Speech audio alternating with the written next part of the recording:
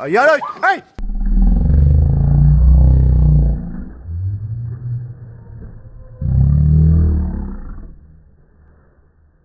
No! Daming alateris. Nasa ibabaw siya.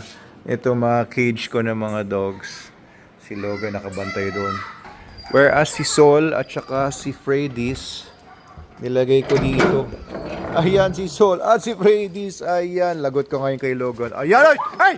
No! Naku, talagang kita nyo, kinagat talaga niya, no? Galit na galit siya kasi kanina pa niya pinag-iinitan nga ito. Nagseselos at si Sol at saka si Freddy's ang magkasama. Ano, nakagat ka? Napitikan ka lang, no? Napitikan siya sa muka. Grabe talaga yan si Logan, no? Sobrang seloso. Kanina ka pa nagiinit, ano? Kanina mo pa gustong gawin yon. Talaga tong aso na to. Kung siguro wala ako dito, mas malala pa nangyari kay Sol. Wala naman silang ginawa, hindi naman nag-hit yan si Freddy's eh.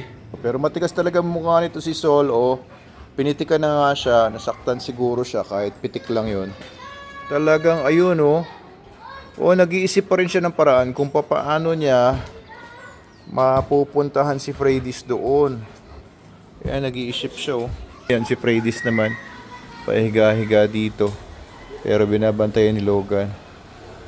Talagang nasa harapan pa kita. Ano, talagang pipitikin mo talaga, kaagatin mo pa rin to si Sol kahit na nandito pa rin ako. Wala na, bastusan na to Logan, ha. Hindi na niya mapigilan yung sarili niya. Ayun, oh. Naamoy-amoy niya si puwerta ni Sol. Ni-inspection niya kung anong nangyari sa inyo. May nangyari ba sa inyo? Ito naman si Logan ay hindi na nakakabuo ito eh. 12 years old na ito, magta-13 ba? And nung mga 10 years old pa siya, mga 9 years old, nagsastud siya pero hindi na nakakabuo.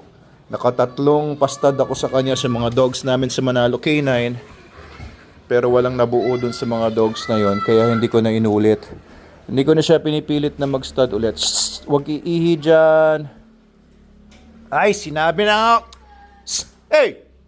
Naku, hindi na... Shhh, no! Hey! Hindi na nakikinig sa akin tong asong to, ha. Shhh! Dahil tumanda na ba siya? Nakakaawa naman din, oh. Parang ano, matagal na siyang ganyan. Parang yung pag-ihi niya, dahil matanda na rin siguro siya, baka may enlargement na rin ng prostate. Or whatever.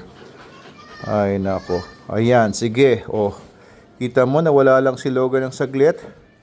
Balik na naman si Sol sa kanyang love of his apple of his eye, love of his life. Lover boy talaga to si Sol, oh. Lover boy, Sol. Lover boy. Ayan, kaya pumapayat. Dahil puro pag-ibig ang nasa isip. Puro pag-ibig kay Freddy's. Ay, nako. Lover boy, Sol. Baliw, kahit hindi naman nag-hit si Freddy's. Hindi naman siya nag-hit eh. Dali lang, Freddy's. Patingin, ha. Uy! Kinakagat mo yung kamay ko. Wala, hindi naman nag-hit. Maliit. Uy!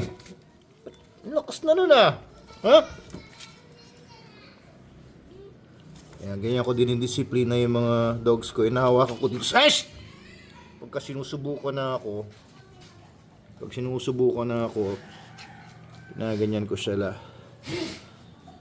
Pero hindi naman sila, uy!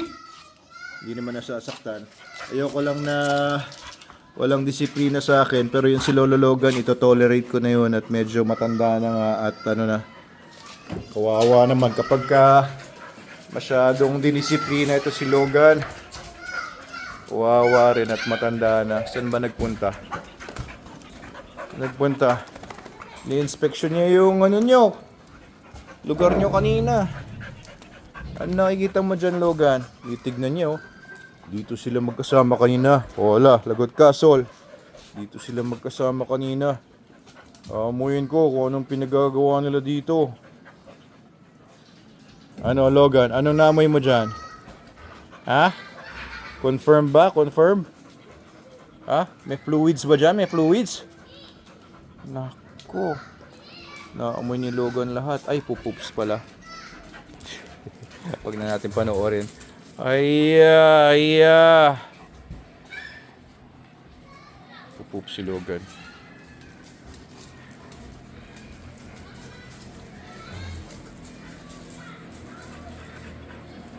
Tuloy matay. Ay, pambihira kayo. Tuloy matay si Logan.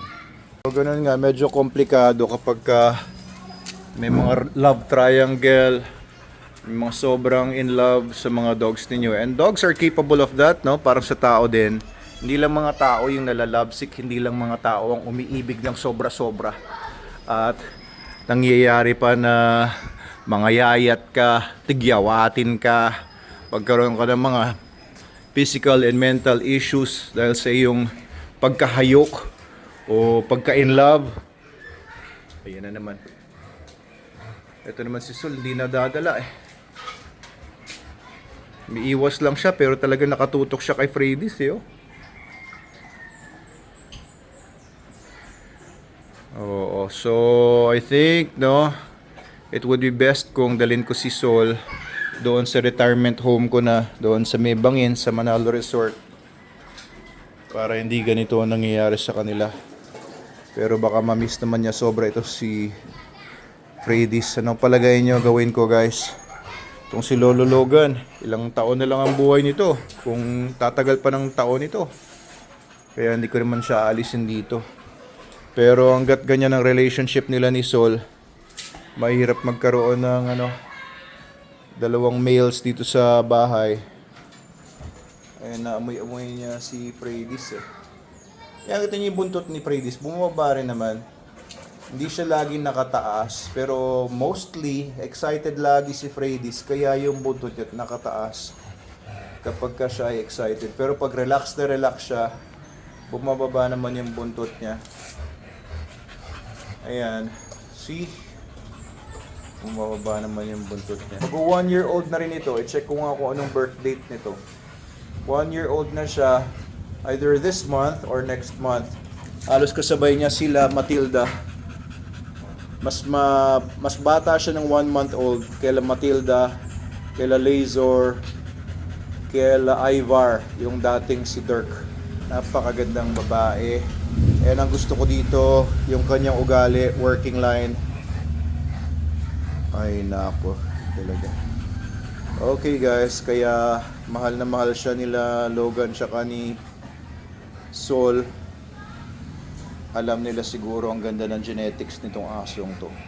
Anak ni Loki, yung dog kong si Rambo von Wackberg II, anak ni Vitus von Neubrand, international champion. And ang nanay nito ay si Jamal, ako na anak naman ni Romeo von Engelblick, import Indam from Serbia.